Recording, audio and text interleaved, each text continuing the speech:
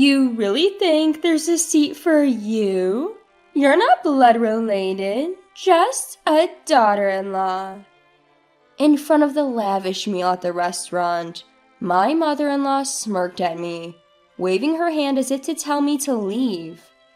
I was trembling with anger, and as I turned to leave the room, mother-in-law stopped me. Wait, what about the bill? If you're leaving early, leave the money. With a smug expression, mother-in-law demanded money from me, and I smiled back at her. Why would I pay for a stranger's bill? My name is Maya, 29-year-old office worker. My husband Terrell is the same age as me, and we were living fairly happy days together. Except for one thing. That was the presence of my overbearing mother-in-law. Not only was she overbearing, but she also tried to impose her ways on me. Our house is very close to mother-in-law's, so she often comes over uninvited, nagging me every time. You can't satisfy my son with that kind of cooking. Add more side dishes. In this room, what a mess. What are you doing all day at home? You're such a failure. Mother-in-law, knowing that I work during the day, would come in the evening and mock me for being at home all day. Also, since she adores her son, my husband, she doesn't act like this in front of him. So even when I talk to my husband about mother-in-law, he doesn't believe me. If he hasn't seen mother-in-law's harassment, it's not unreasonable for him not to believe it. At first glance, she seems normal. So no matter what I say to my husband, he doesn't believe me. Perhaps thinking it's okay as long as my husband doesn't find out, mother-in-law's nagging escalated. Now she comes in with a key my husband gave her, complaining about cleaning and cooking. She also badmouths me to the neighbors, and the list goes on. I told my husband many times that I want to move far away from my in-laws, but he's been busy with a big project at work and hasn't taken me seriously. Then my husband got promoted at work. The project was a big success, so he got promoted and his salary increased. How about thinking about having children now that our salary has increased? I think it's a good idea, but if we're thinking about children, I'd like a more child-friendly town. There are few child care centers here and no parks to play in. Isn't it time to move? Finally, my husband gave me a positive response about moving. I was happier about this than the news of his promotion. However, that feeling didn't last long. The next day, mother-in-law came over as usual without any notice. I was fed up, thinking she had come to nag again, but it seemed different this time. I've decided to celebrate my son's promotion, so I've reserved a restaurant. It's a very expensive place, but it's elegant, and the food is top-notch. Plus, the staff's attitude is wonderful, and it's a word-of-mouth reputation. That's nice. Good for you. You're as unfriendly as ever. Well, never mind. I want you to come to this restaurant too. Please come. I'll check my schedule, but it's probably impossible. Don't say that. We'll be waiting for you. Even though I answered that way, mother-in-law just smirked and left. Until now, she had been enjoying excluding me, but now she's inviting me and saying she'll wait. There must be something going on. When I asked my husband when he got home, he said he had already told mother-in-law that we would go together. She reserved that restaurant for us, and I'm looking forward to it. You feel the same way, don't you, Maya? Sorry, but I'm not looking forward to it. I don't know how much money it will cost at such an expensive place. I don't want to go. Just say I have urgent business and enjoy yourself. Why are you thinking so negatively? Besides, it's not just us going to the restaurant. My brothers are bringing their wives too. It would be bad if you didn't come with the whole family celebrating me. My husband, excited about going to a fancy restaurant for the first time, insisted that I should go even though I didn't want to. My words no longer reached my husband. If he believes mother-in-law more than me, I'll record mother-in-law's harassment with a voice recorder I bought online. She's probably planning to harass me at the celebration too. I'll record her voice and play it for my husband. If he still defends mother-in-law, I'll divorce him. With that decision, I felt a bit better. Still, the day to meet mother-in-law at the restaurant was depressing, and I kept sighing.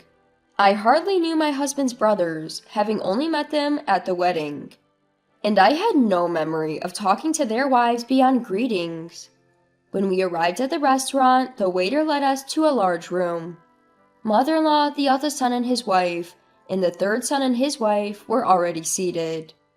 The lavish food was already on the table, and there was only one empty seat. My husband then tilted his head in wonder. There aren't enough seats. Did the waiter make a mistake?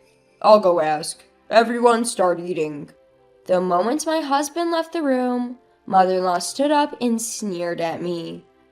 There's no seat for you.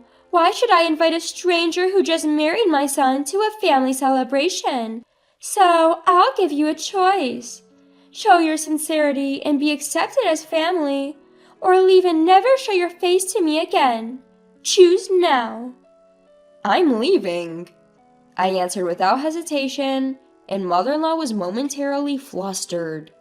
Did she think I would beg her to recognize me as family in this situation? No way. Listen to the end. If you pay the entire bill here, I'll recognize you as Terrell's wife. You must be frustrated being treated as a stranger, so pay up and become family. I told you I'm leaving. Why should I pay for someone else's family's bill?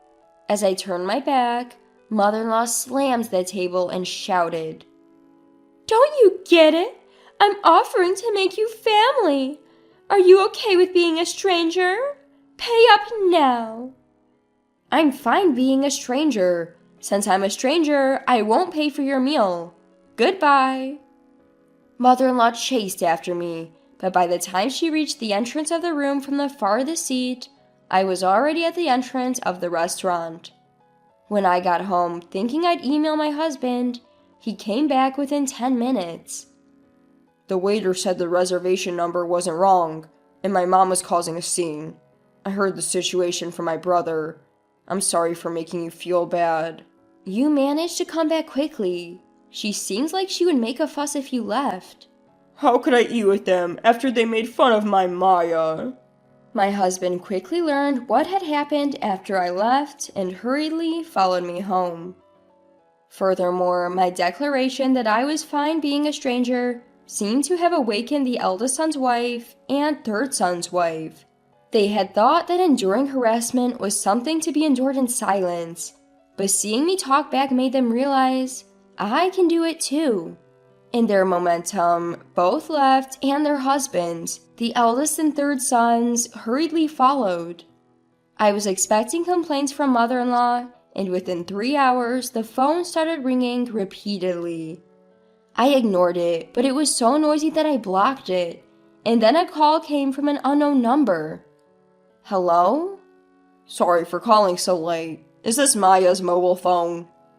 The man on the phone identified himself as a police officer from the nearby police box. According to the police, after being left alone, mother-in-law ate what she could and apparently tried to have me pay the bill later. However, the restaurant already had a negative impression of mother-in-law after the commotion. They refused mother-in-law's request, thinking there was no chance I would come back to pay after leaving angrily. Mother-in-law then called me to come back and pay, but I ignored all her calls. The restaurant suggested she pay by card, but mother-in-law didn't have a credit card and hadn't prepared enough cash for everyone's meals. She tried to call other family members to cover the cost, but no one answered. Finally cornered, mother-in-law started yelling that it was all my fault, and she became furious. and caused a scene, breaking expensive vases and flower pots at the front, leading to the police being called. The called police calmed the raging mother-in-law, but she kept insisting she was not in the wrong. The restaurant not only unpaid, but also stuck with a troublesome customer, asked someone to take her home. Feeling guilty about ignoring a call from the police, we reluctantly returned to the restaurant. When we arrived, mother-in-law was being calmed down by the police. Mother-in-law, who had been crossing her arms, raised her eyes and screamed as soon as she saw me. "You good-for-nothing! This situation happened because you didn't pay the bill. It's natural to help your mother, isn't it? Pay up now!" I was utterly astonished that mother-in-law would say something almost threatening, even with the police right there. The police said that if no one took her home, they would either take her to her in-laws' house in a patrol car or arrest her for dining and dashing. Please take her away. Arrest her or whatever, just make her take responsibility. When I said this with a cold voice, mother-in-law's eyes widened in shock. "How can you say something so cold? I can't believe it. Just pay up. It's bad luck to have a family member arrested." I don't care. I'm not family, and I don't want to get close to someone who's talking crazy and causing a scene. As I tried to leave the restaurant and leave the rest of the police, my husband, who had been silent all along, glared at me. I understand that what was said and done to Maya was terrible, but is it something bad enough to be arrested for? You're missing the point. She's in trouble with the police because she dined and dashed and caused a scene at the restaurant. I have nothing to do with it. Or are you saying that I'm the one at fault for not paying for 6 people's meals even though I didn't eat? My husband fell silent, but he walked past me and headed toward the police and the restaurant staff. I knew what my husband was going to do just by that, so I called out to his back. "If you're going to pay for her meal and compensate her, we're getting divorced. Think about that." My husband didn't respond to my words and silently took out his wallet. I sighed and left the restaurant. I walked the familiar road back home and began packing my essential belongings, preparing to leave. Just before the date changed, my husband finally returned. "Mom's not getting arrested. It seems she was really in the wrong, but the restaurant said they'd forgive her if I compensated them and promised never to come back. I didn't have nearly enough money, so I had my brothers come and help. Ugh, I'm so tired." My husband rambled on about what happened after I left, looking exhausted. Perhaps annoyed by my lack of reaction, he came over to me with a sullen look. "Hey, what's with these bags?" "I'm preparing to leave the house because we're getting divorced. I told you that if you defended her, we'd get divorced. You're not going to say you didn't hear me, are you?" My husband looked down at me, packing in astonishment, but then he raised his eyes and began to yell. "What's going on today? You've been acting strange all day. I get that Mom did something terrible, but why do we have to get divorced?" "I told you I'm being harassed, and even when you see evidence and hear other people's testimony, you still choose your mother, who was almost arrested, over me. Is it strange that I want to divorce someone like that? I've had enough." My husband continued to say various things, but it all went in one ear and out the other. I prepared to leave the house and also made preparations for divorce. The next morning, I immediately went to get the divorce papers. When I signed and handed them to my husband, he made a big fuss about not wanting to divorce. But when I said I would involve a lawyer, he reluctantly signed and I submitted the papers right away. I was finally able to return to being a stranger. Afterward, my husband moved out of the house and went to live with his parents. Apparently, he had relied on me for most of the housework, so he couldn't do it himself.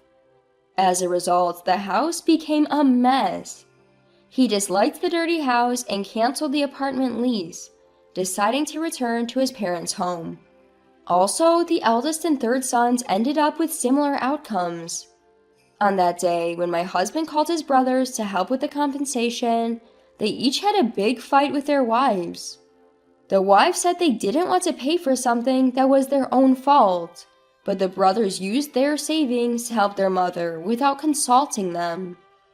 Moreover, the brothers believed mother-in-law's words that they would be arrested because of their unreasonable wives. Their love cooled at the sight of them belittling me, and they were confronted with divorce on the spot. Both of them also returned to their parents' home, saying they didn't want to do housework. In the end, mother-in-law and the 3 childlike brothers returned to the in-laws' house.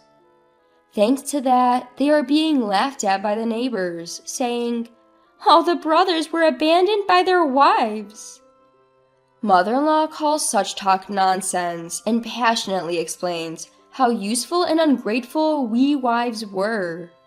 The husbands heard the story and smugly nodded, saying, "I knew it was the wives' fault.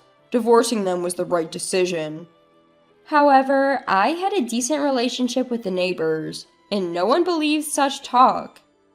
The neighbors knew about mother-in-law's nasty personality, so they quietly kept their distance and laughed at her.